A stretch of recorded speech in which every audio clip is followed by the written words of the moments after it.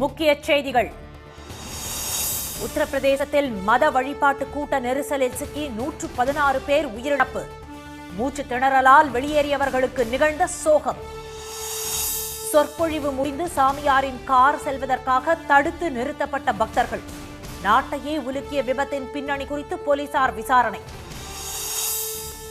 விபத்துக்கு காரணமான சாமியார் போலே பாபா தலைமறைவு.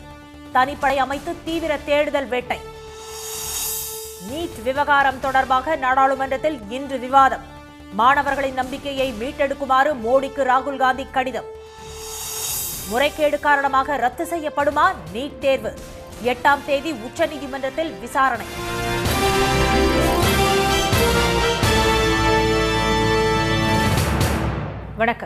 வணக்கம்.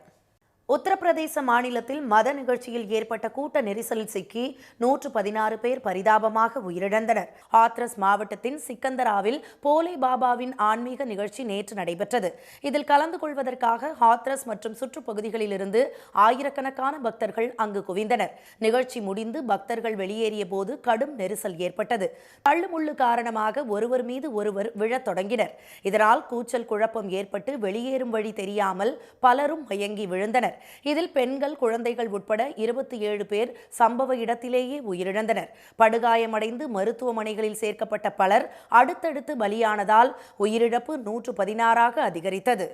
अभी तक की प्राप्त सूचना के अनुसार 116 की मृत्यु कंफर्म है, 18 लोग घायल हैं. திரும்பும் திசையெல்லாம் மரண ஓலங்கள் கேட்டன.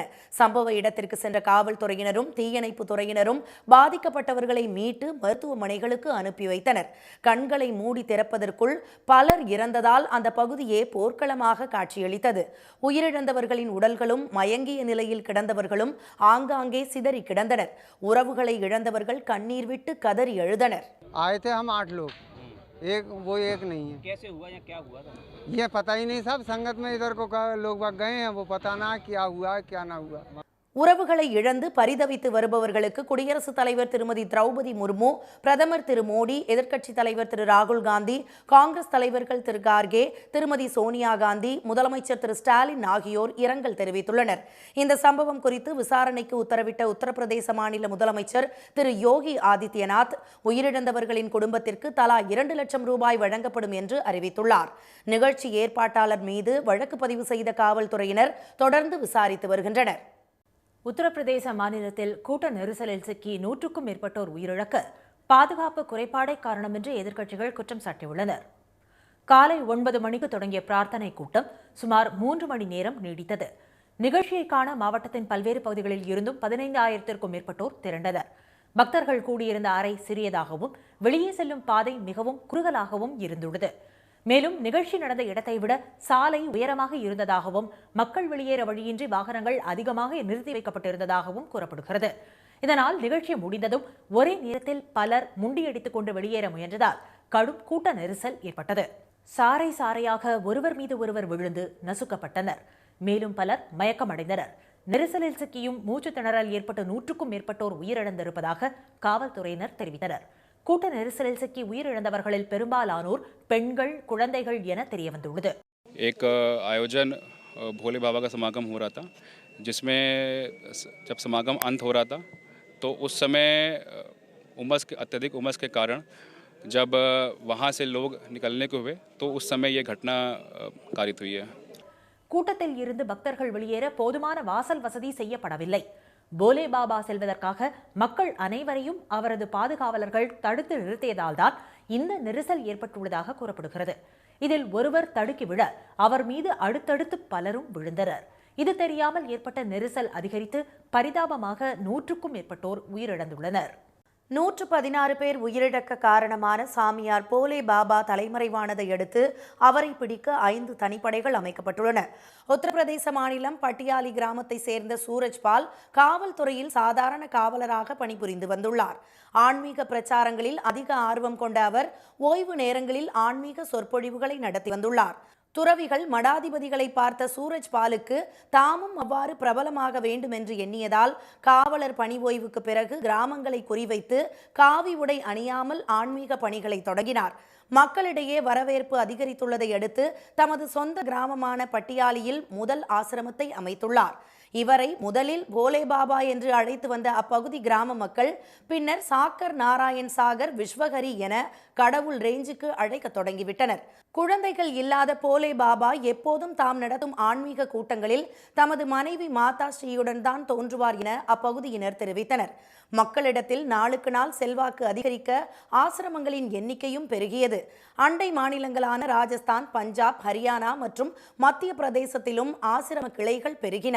10 லட்சத்திற்கும் மேற்பட்ட பக்தர்கள் இருப்பதாக கூறிக்கொள்ளும் பாபா ஆதரவாளர்கள் அவருக்கு கிடைக்கும் பரிசு பொருட்களை பக்தர்களுக்கே அவர் வழங்கி விடுவதாகவும் கூறினர்.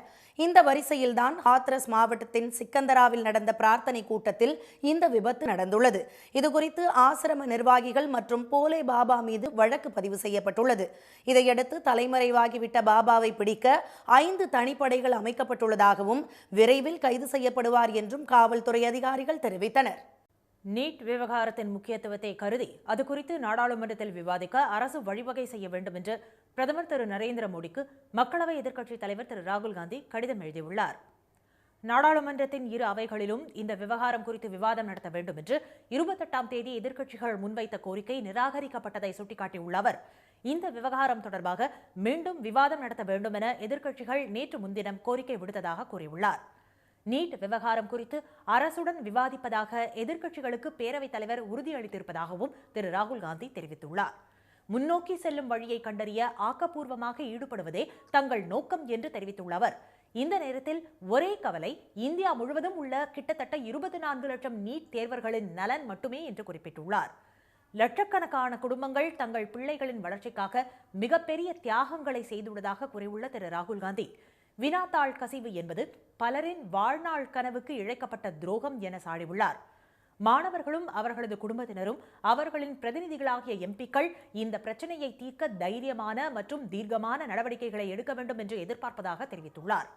நீட் தேர்வு விஷயத்தில் உடனடியாக கவனம் செலுத்த வேண்டும் என்று வலியுறுத்தியுள்ள திரு ராகுல் காந்தி, ஏனெனில் அது உயர்கல்வி அமைப்பில் உள்ள ஆழமான கரையை அம்பலப்படுத்தியிருப்பதாக கூறியுள்ளார். கடந்த 7 ஆண்டுகளில் 70க்கும் மேற்பட்ட வினாத்தாள்கள் கசிந்து 2 கோடிக்கும் அதிகமான மாணவர்கள் பாதிக்கப்பட்டுள்ளதாக சுட்டிக்காட்டியுள்ள அவர், தேர்வுகளை ஒத்திவைப்பது, தேசிய தேர்வு முகமையின் தலைவரை மாற்றுவது போன்ற அரசின் நடவடிக்கைகள் ஒருங்கிணைக்கப்பட்ட தேர்வு முகமையில் உள்ள சீர்குலைவை மறைக்கும் நடவடிக்கையாகும் என்று கண்டனம் தெரிவித்துள்ளார். மாணவர்கள் பதில்களை பெற தகுதியானவர்கள், அவர்களின் நம்பிக்கையை மீண்டும் கட்டி எழுப்புவதற்கும் மீட்டெடுப்பதற்கும் நாடாளுமன்ற விவாதம் முதல் படியாகும். இந்த விவகாரத்தின் அவசரம் கருதி இன்றே அவையில் விவாதம் நடத்துவதற்கு அரசு வழிவகை செய்ய வேண்டும் என்று வலியுறுத்தியுள்ள திரு ராகுல் காந்தி, மாணவர்களின் நலன் கருதி இந்த விவாதத்தை பிரதமர் நடத்தினால் அது பொருத்தமாக இருக்கும் என்று நம்புவதாக தெரிவித்துள்ளார். குடியரசுத் தலைவர் மீதான விவாதத்திற்கு பிரதமர் திரு மோடி பதிலளித்து பேசியதை தொடர்ந்து மக்களவை மறுதேதி குறிப்பிடாமல் ஒத்திவைக்கப்பட்டது. அதே சமயம் மாநிலங்களவை இன்று காலை கூடும் என அறிவிக்கப்பட்டுள்ள நிலையில் திரு ராகுல் காந்தி கடிதம் எழுதியிருப்பது குறிப்பிடத்தக்கது. நீட் தேர்வை ரத்து செய்ய கோரி தொடரப்பட்ட 26 மனுக்கள் மீது உச்சநீதிமன்றத்தில் வரும் 8ஆம் தேதி விசாரணை நடைபெற உள்ளது. நாடு முழுவதும் 24 லட்சம் மாணவர்கள் நீட் தேர்வு எழுதிய நிலையில் மதிப்பெண் முறைகேடு, வினாத்தாள் கசிவு, ஆள் மாறாட்டம் என பல புகார்கள் எழுந்து டாக்டர் ஆகும் கனவில் இருந்த மாணவர்களை அதிர்ச்சிக்குள்ளாக்கின. பீகார், குஜராத், ராஜஸ்தான், உத்தரப்பிரதேசம் உட்பட பல்வேறு மாநிலங்களில் முறைகேடுகள் நடைபெற்றதாக சர்ச்சைகள் எழுந்தன. பீகாரில் நீட் கேள்வித்தாள் தலா 32 லட்சம் ரூபாய்க்கு விற்கப்பட்டதாக கூறப்படுகிறது. இதையடுத்து சிபிஐ விசாரணைக்கும் மத்திய அரசு உத்தரவிட்டது. மேலும் தேர்வு முறைகேட்டில் ஈடுபட்ட சில மாணவர்களும் கைது செய்யப்பட்டனர். நீட் தேர்வை ரத்து செய்ய கோரி தமிழ்நாடு உட்பட பல மாநிலங்களில் போராட்டங்களும் நடைபெற்றன. குஜராத் பஞ்சமஹால் மாவட்ட நீதிமன்றத்தில் நடைபெற்று வந்த நீட் முறைகேடு தொடர்பான வழக்கின் விசாரணை அகமதாபாத்தில் உள்ள சிபிஐ நீதிமன்றத்திற்கு மாற்றப்பட்டது. இதனிடையே நீட் தேர்வு முறைகேடுகள் தொடர்பாகவும் அதனை ரத்து செய்ய உத்தரவிட கோரியும் உச்சநீதிமன்றத்தில் ஏராளமான வழக்குகள் தொடரப்பட்டன. உச்சநீதிமன்ற இணையதளத்தில் பதிவேற்றம் செய்யப்பட்டுள்ள தரவுகளின்படி இவற்றில் 26 மனுக்கள் வரும் 8ஆம் தேதி உச்சநீதிமன்றத்தில் விசாரணைக்கு பட்டியலிடப்பட்டுள்ளன. இந்த மனுக்கள் தலைமை நீதிபதி திரு TY சந்திரசூட் தலைமையிலான அமர்வில் விசாரணைக்கு வருகின்றன. கோவை மருதமலை மற்றும் ஆனைமலை பகுதிகளில் யானைகளும் சிறுத்தை புலியும் நடமாடுவதால் பொதுமக்கள் அச்சமடைந்துள்ளனர். கடந்த சில நாட்களாகவே மருதமலை வனப்பகுதியில் இருந்து வெளியேறும் காட்டு யானைகள் IOB காலனி, இந்திரா நகர் உள்ளிட்ட பகுதிகளில் உலா வருகின்றன. இந்நிலையில் மருதமலை கோயில் படிக்கட்டு வழியாக நடந்து சென்ற காட்டு யானைகள் நேற்று மாலை அங்கேயே முகாமிட்டுள்ளன. இதனால் கோயிலுக்கு வந்த பக்தர்கள் மேலே செல்ல முடியாமலும் தரிசனம் செய்தவர்கள் கீழே வர முடியாமலும் தவித்தனர். தகவல் அறிந்து வந்த வனத்துறையினர் நீண்ட நேரம் போராடி பட்டாசு வெடித்தும் கூச்சலிட்டும் காட்டு யானைகளை வனப்பகுதிக்குள் விரட்டினர். இதனிடையே பொள்ளாச்சி அருகே ஆனைமலை பெருமாள் சுவாமி மலையில் சிறுத்தை புலி நடமாட்டத்தால் பொதுமக்கள் பீதியடைந்துள்ளனர். சேனை கல்ராயன் குன்று பகுதியில் நேற்று மாலை சிறுத்தை புலி ஒன்று பாறை மீது அமர்ந்திருந்தது. இதனை கண்ட அப்பகுதி மக்கள் அலறியடித்து ஓட்டம் பிடித்தனர். அங்கு அதன் காலடி தடமும் பதிவாகியுள்ளது. சிறுத்தை புலியை கூண்டு வைத்து பிடித்து வனப்பகுதிக்குள் விட அதிகாரிகள் நடவடிக்கை எடுக்க வேண்டும் என விவசாயிகள் கோரிக்கை விடுத்துள்ளனர். சாதிவாரி கணக்கெடுப்பை மத்திய அரசு உடனடியாக நடத்த வேண்டும் என்று மாநிலங்களவையில் திமுக எம்பி திரு வில்சன் வலியுறுத்தியுள்ளார். குடியரசுத் தலைவர் உரைக்கு நன்றி தெரிவிக்கும் தீர்மானம் மீதான விவாதத்தில் பங்கேற்று பேசிய அவர், நீட் விலக்கு சட்டத்திற்கு பிரதமர் உடனடியாக ஒப்புதல் வழங்க நடவடிக்கை எடுக்க வேண்டும் என்றும் கோரிக்கை விடுத்தார். Sir, there is no contemporary data available, sir, after 1931, so we need a caste-based census, sir. The Tamil Nadu Legislative Assembly has recently moved a resolution seeking exemption for Tamil Nadu from NEET examination or to scrap completely the NEET for admissions to medical courses. இரண்டாம் கட்ட Chennai metro rail திட்டத்திற்கு நிதி ஒதுக்கவும் வலியுறுத்திய திரு Wilson, இயற்கை பேரிடர் நிவாரணமாக தமிழகத்திற்கு மத்திய அரசு 3000 கோடி ரூபாயை உடனடியாக விடுவிக்க வேண்டும் என்றும் கோரிக்கை விடுத்தார். சிபிஎஸ்இ மற்றும் ஐசிஎஸ் பாடத்திட்ட பள்ளிகள் கட்டாய கல்வி சட்ட இடஒதுக்கீடு வரையறைக்குள் வராது என்பதால் 25% ஒதுக்கீடு வழங்கும்படி கோர முடியாது என உயர்நீதிமன்றத்தில் தமிழ்நாடு அரசு தெரிவித்துள்ளது. கட்டாய கல்வி உரிமை சட்டத்தின் கீழ் பொருளாதார ரீதியில் பின்தங்கிய பிரிவினருக்கு தனியார் பள்ளிகளில் 25% இடஒதுக்கீடு வழங்கப்பட்டு வருகிறது. இந்த ஒதுக்கீட்டின் கீழ் விண்ணப்பிக்கும் போது பள்ளியில் இருந்து 1 கிலோமீட்டர் சுற்றளவுக்குள் வசிக்கவில்லை என கூறி பள்ளி நிர்வாகங்கள் விண்ணப்பங்களை நிராகரித்து வருவதாக கூறி கோவையைச் சேர்ந்த ஈஸ்வரன் என்பவர் சென்னை உயர்நீதிமன்றத்தில் வழக்கு தொடர்ந்திருந்தார். இந்த வழக்கு பொறுப்பு தலைமை நீதிபதி திரு மகாதேவன் மற்றும் நீதிபதி திரு முகமது ஷபீக் ஆகியோர் அடங்கிய அமர்வில் நேற்று விசாரணைக்கு வந்தபோது மனுதாரர் தரப்பில் ஆஜரான வழக்கறிஞர் 1 கிலோமீட்டர் சுற்றளவுக்குள் வசிக்கவில்லை என கூறி விண்ணப்பங்கள் நிராகரிக்கப்படுவது தவறு, இது தொடர்பாக சென்னை உயர்நீதிமன்றமே ஏற்கனவே உத்தரவுகளை பிறப்பித்துள்ளதாக தெரிவித்தார். ஆந்திராவிலும் இது சம்பந்தமாக விதிகள் வகுக்கப்பட்டுள்ளதாக சுட்டிக்காட்டிய அவர், கட்டாய கல்வி உரிமை சட்டத்தின் கீழ் வழங்கப்படும் 25% இடஒதுக்கீட்டில் சிபிஎஸ்இ ஐசிஎஸ் பள்ளிகளையும் கொண்டுவர வேண்டும். இது தொடர்பாக முடிவெடுக்கும் அதிகாரம் மாநில அரசுக்குத்தான் உள்ளது என வாதிட்டார். இதற்கு பதிலளித்த தமிழக அரசின் லீடர் திரு எட்வின் பிரபாகர், மெட்ரிகுலேஷன் தனியார் பள்ளிகளுக்கு மாநில அரசின் கட்டண நிர்ணய குழு கட்டணங்களை நிர்ணயித்து அதன் அடிப்படையில் 25% இடஒதுக்கீட்டில் சேர்க்கப்படும் மாணவர்களுக்கான கட்டணத்தை அரசே செலுத்தி வருகிறது. ஆனால் சிபிஎஸ்இ மற்றும் ஐசிஎஸ் பள்ளிகளுக்கு மாநில அரசின் கல்வி கட்டண நிர்ணய குழு கட்டணங்களை நிர்ணயிக்க முடியாது என்பதால் இந்த பள்ளிகளை அந்த வரையறைக்குள் கொண்டுவர முடியாது என்று கூறினர். எனவே 25% இடஒதுக்கீட்டின் கீழ் இந்த பள்ளிகளில் சேர்க்கை வழங்க வேண்டும் என கோர முடியாது என தெரிவித்த அவர், தமிழகத்தில் தற்போது 1 கிலோமீட்டர் இடைவெளியில் ஒரு அரசு தொடக்கப் பள்ளியும் 3 கிலோமீட்டர் இடைவெளியில் அரசு நடுநிலைப் பள்ளியும் உள்ளதாக கூறினார். 25% ஒதுக்கீடு காரணமாக அரசுக்கு அதிக நிதிச்சுமை உள்ளதாகவும் திரு எட்வின் பிரபாகர் தெரிவித்தார். இருதரப்பு வாதங்களையும் கேட்ட நீதிபதிகள் இந்த வழக்கில் விரிவான பதில் மனு தாக்கல் செய்ய தமிழக அரசுக்கு உத்தரவிட்டு விசாரணையை வரும் 18ஆம் தேதிக்கு தள்ளி வைத்தனர். காரைக்குடி மற்றும் சுற்றுவட்டார பகுதிகளில் பாரம்பரிய கலையான மரக்காலாட்டத்தை கற்றுக்கொள்ளும் ஆர்வம் சிறுவர்களிடையே அதிகரித்துள்ளது. காரைக்குடி அருகே கோவிலூர் நெசவாளர் காலனியை சேர்ந்த மணிவாசகம் மரக்கடியில் கால்களை கட்டிக்கொண்டு கொக்கு போல் உயர்ந்த கால்களில் நின்றபடி ஆட்டம் ஆடும் மரக்கால் நடன கலையை நன்கறிந்தவர். கொக்கலி கட்டை ஆட்டம், கட்டைக்காலாட்டம் என பல பெயர்களில் அழைக்கப்படும் மரக்காலாட்ட கலையில் வல்லவரான அவர் இந்த கலைகளை காப்பாற்றும் முயற்சியாக அடுத்த தலைமுறைக்கு கற்றுக் கொடுத்து வருகிறார்.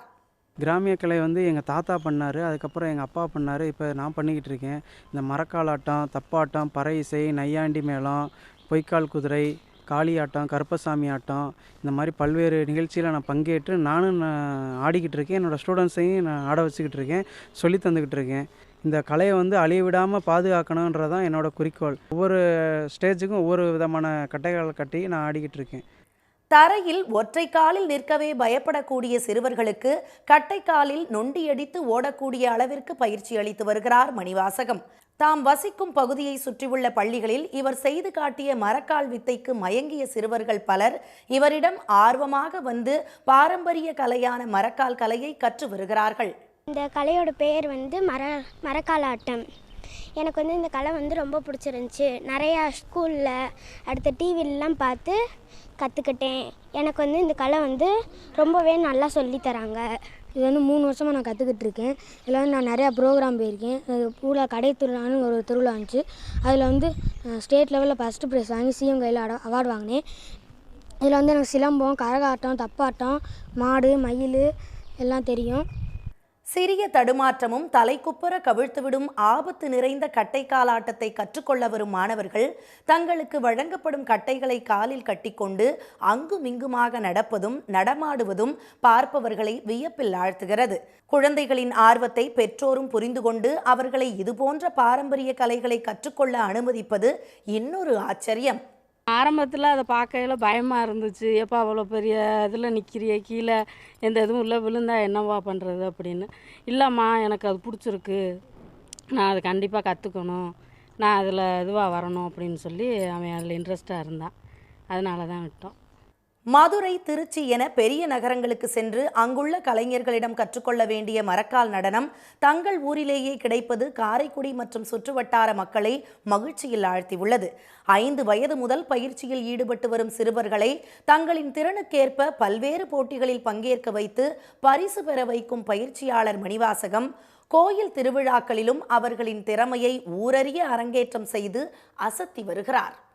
அதிமுக ஆட்சி காலத்தில் நடந்த நிலக்கரி கொள்முதல் முறைகேடு வழக்கின் விசாரணையை லஞ்ச ஒழிப்புத்துறை தொடங்கியுள்ளது. அதிமுக ஆட்சி காலகட்டத்தில் மின்சார வாரியம் சார்பாக நிலக்கரி இறக்குமதி செய்யப்பட்டதில் 6000 கோடி ரூபாய் அளவிற்கு முறைகேடு நடந்ததாக அறப்போர் இயக்கம் லஞ்ச ஒழிப்புத்துறையிடம் கடந்த 2018ஆம் ஆண்டு புகார் அளித்தது. அந்த புகாரில் அதானி நிறுவனம் மட்டுமே 3000 கோடி ரூபாய் முறைகேடு செய்ததாகவும் தெரிவிக்கப்பட்டிருந்தது. உயர் ரக நிலக்கரி என கூறி தரம் குறைந்த நிலக்கரியை அதானி நிறுவனம் தமிழ்நாடு மின் வாரியத்திற்கு விற்றதாக குற்றம் சாட்டப்பட்டது. இந்த விவகாரத்தை தொடர்ந்து லஞ்ச ஒழிப்புத்துறை கடந்த 2023ஆம் ஆண்டு புகாரில் முகாந்திரம் உள்ளது என்றும் அதனை விசாரிக்க அனுமதி கோரியும் தமிழக அரசிடம் ஊழல் தடுப்புச் சட்டம் பிரிவு 17 கீழ் அனுமதி கோரியது. இதற்கு அனுமதி வழங்கப்பட்டதை அடுத்து நிலக்கரி கொள்முதல் முறைகேடு வழக்கின் விசாரணையை லஞ்ச ஒழிப்புத்துறை தொடங்கியுள்ளதாக கூறப்படுகிறது.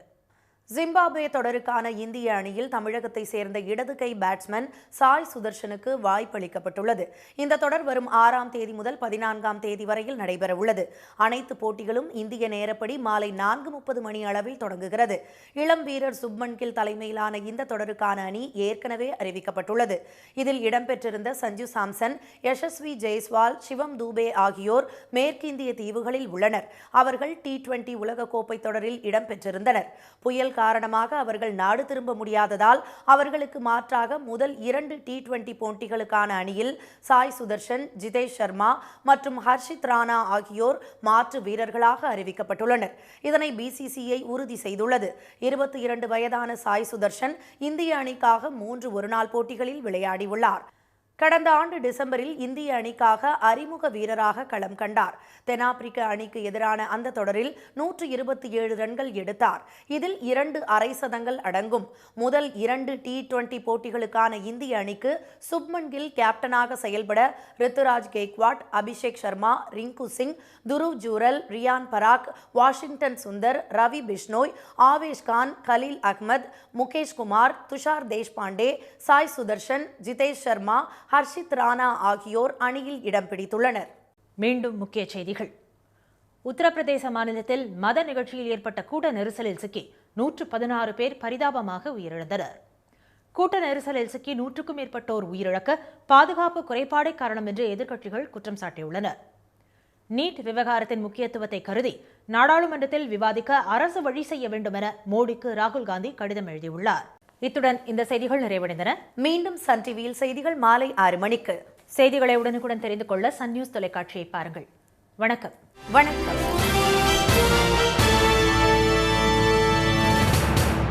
உடனுக்குடன் செய்திகளை தெரிந்து கொள்ள சன் நியூஸ் பெல் ஐகானை கிளிக் பண்ணுங்க.